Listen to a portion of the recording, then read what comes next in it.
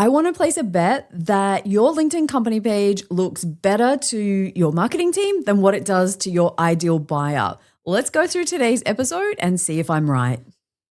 G'day everyone, it's Michelle J. Raymond back again for another episode in the series about how you can get more out of your LinkedIn company page. If you missed last week's episode, that was part number 1, where we talked about having confidence as a LinkedIn page admin and how you can really get that back if you're missing it right now. And it has been a crazy time on LinkedIn. I've spoken about this on and on and on. It feels like for episodes for at least 6 months. And I don't think the changes on LinkedIn are done yet. And the jury's still out from my perspective around where things are heading, what you should do with your page. I'm testing things for my pages and my clients. And I want to talk about something today that is something that I think nobody really spends enough time on, something that makes a huge amount of difference if you do it well. And the thing that's going to probably make the biggest difference, regardless of how LinkedIn changes things going forward, and that is the company page setup. And so today, I just want to have a quick chat about what the difference is between a company page that's been set up that looks good to the marketing team and a company page that's been set up that looks great to your ideal buyers. And there's often a really big disconnect here. You might think I'm a little bit crazy, but stick with me. I'm going to point out the main differences. One of the places that I want to start today is just to challenge the thinking that company pages are dead. And I have shared some of the Dream Data research that basically said that in the research that they did for the buyer's journey, when things went from the first point of contact to the actual sale with the research that they were doing, 1 in 5 of those deals actually had a LinkedIn company page visit. And those visits happened pretty much right at the end of the deal. When someone's getting really, really close to buying and they're doing their due diligence, that's when they're checking things and having a look around and a poke around on your company page. But many marketers, in my experience, kind of have this perception that the only role of the company page is all about publishing content. And your buyers are kind of looking at things differently. And this is where the disconnect starts to form. What are the goals of marketers? What are the goals of the buyers? Now, hopefully those two things are aligned, but quite often they're not. If you think about it, buyers think about your page very differently. They often are not going to discover it in the home feed as such, because we know organic content for company pages isn't given a priority in the home feed. No question about that. But buyers often will land on your company page in a different way. So they visit, maybe they've seen one of your employees' posts. Maybe they got a sales message from someone in your team. Maybe they've seen your CEO or executive leadership team out there posting, or they've met them at an event, face to face. That's a real thing. It's also potentially that they clicked on your company page after searching for your business name on Google. When you search your business name, what's going to happen is the very first result is often your website, which totally makes sense. But your LinkedIn company page will come right up there in probably the top 3 to 5 results at worst. And that's kind of crazy because you're not just getting discovered on LinkedIn, you're also getting discovered off LinkedIn. So people are checking out, is your business credible? Is what they've learned from the people within your business or however else they've discovered you, is it still legit? And this is probably the place where they come to really validate that. Are they engaging with the real deal? So if we think about this in a pretty simple and logical way, buyers don't visit a company page because they're bored. They're doing it because they're in decision-making mode, that they're getting closer to buying and they want to make sure that your company should be on their shortlist.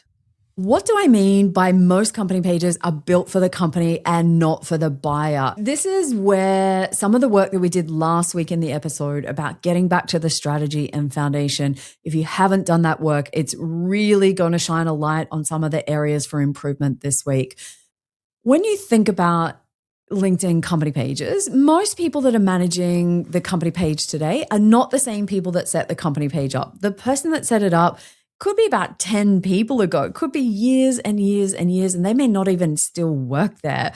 And it's been handed from person to person. And with that, normally everybody gets the content strategy, maybe some brand guidelines at best, and says, this is how often we post. But nobody goes back and has a look at the basics around how it was set up. Most people are looking at their company page through the lens of, will leadership like it? Will legal approve it? Have we included all of our products? Is every market segment mentioned? Have we pretty much covered everybody? And is everybody internally in alignment with what we've put there?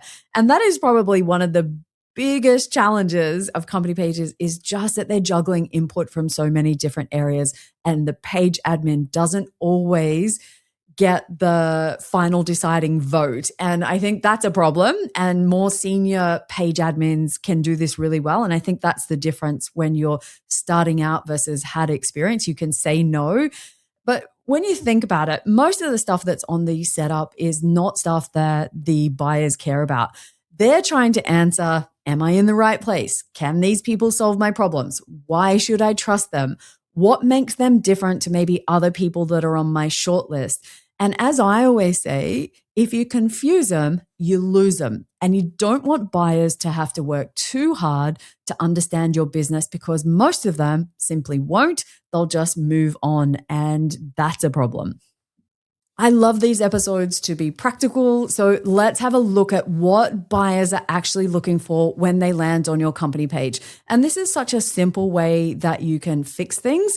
And I want you to think more about not so much the fields that you're filling in, but the psychology of the buyer behind it. And that is where the real magic starts to happen. So I often say to people, let's start with number one, clarity. Can the buyers immediately understand who it is that you actually help? If your business is a global brand, like I like working with, you could possibly sell to every country, every region, all types of products against different vertical industries. And the problem is that if someone lands there and they don't immediately see themselves, are they just thinking it's not them? And the other way that happens is we try and put so much in when the reality is it's probably only a couple of different markets that you're really good at. Now, the trick becomes, if you get clarity into the page, that sometimes means that you have to say no to people in your business that you're not going to say, hey, here's the A to Z of everything that we do. You're just going to focus on something that you're really good at. And that's where relevance comes into this. And relevance is all about, what is the messaging that you're using? And when you're talking about your company, hey, we started in 2020 and we've got this many people and we turn over this and we do that, as a buyer looking to solve a problem and get information around that, I don't care, right? It's just not at the top of the list of the things that I want to know about. The immediate thing is, am I in the right place and can you help me? So we keep coming back to that. And the way that you can really dial up relevance is have a conversation either with your customers, if you can have direct access. If you don't, go to your sales team. Those people will be able to tell you exactly the language that their buyers are using. The more the buyer sees that language is in there, the more they think to themselves, you actually know me. You know what it's like in my role. You know what I'm looking for, and you know what's important to me. So think about how can you do that. Of course, trust is there. It has to be a part of this whole process, but it comes after clarity. It comes after relevance, and then you start to build trust. So does your company page setup imply a message of trust? And of course, that then leads into the content that you're putting out. And this is where we come back to the positioning and messaging that you're using. It might be time to go back and actually do this again and give your page some love and refresh it, because I'm going to guess most pages, no one cares about this stuff because they don't think it matters. But now that we've got the latest technology that LinkedIn uses, the algorithms and the LLMs that are behind that help with search, this is more important now than it ever has been before. I've been using LinkedIn for around, 11 or 12 years now. Right now, it feels very, very different to me. So think about topics and how you want to come across as the trusted leaders in that space.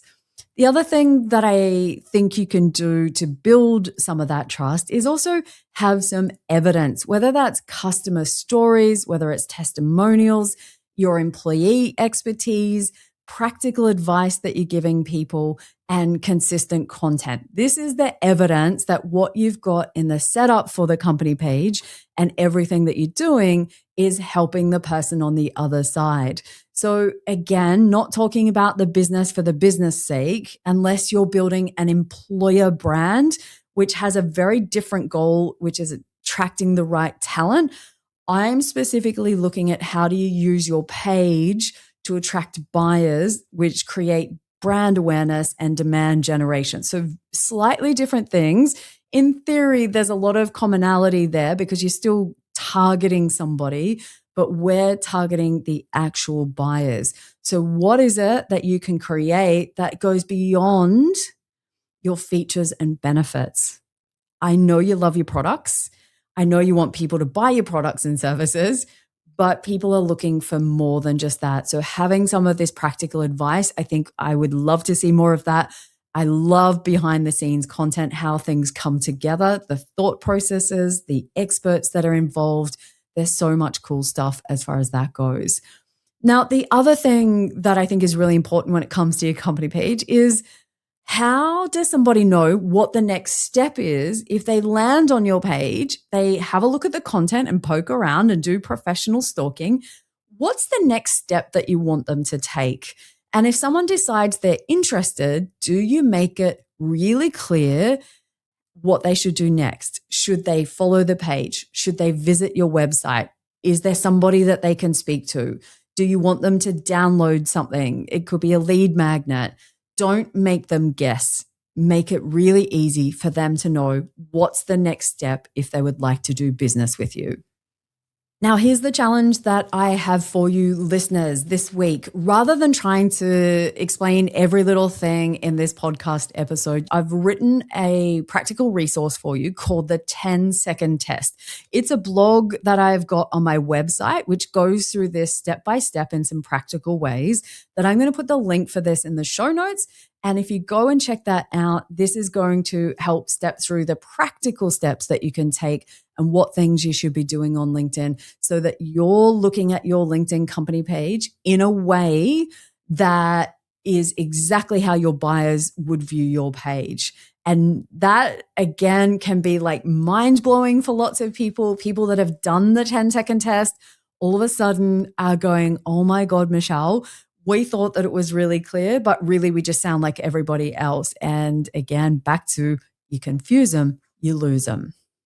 I hope today's episode has been really helpful to maybe stop you in your tracks before you post more content, to go back and have a look and do the work. What do you do? Who do you do it for? And what makes your business different? Ultimately, that's what I'm looking at when I'm doing audit and strategy sessions with my clients, so that if I can't understand in that 10-second test, then there's no way that their ideal buyers can either. For those of you who take the challenge and do the 10-second test, I want you to reach out on LinkedIn, connect with me, let me know what you discovered, or you can drop it in the comments over on YouTube or on Spotify. I would love to hear from you.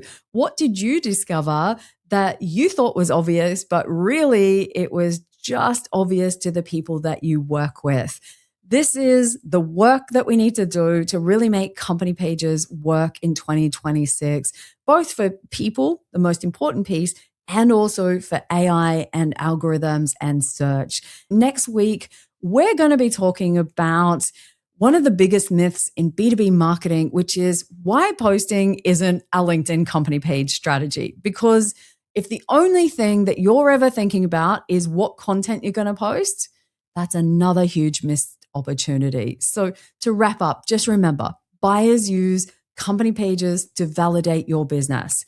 Your company page should actually answer buyer questions, not internal questions. Clarity builds confidence. Trust is created before the conversations begin. And I can't wait to hear from all of you that have tested out the 10-second test. What did you discover? Let me know. Until next week, cheers.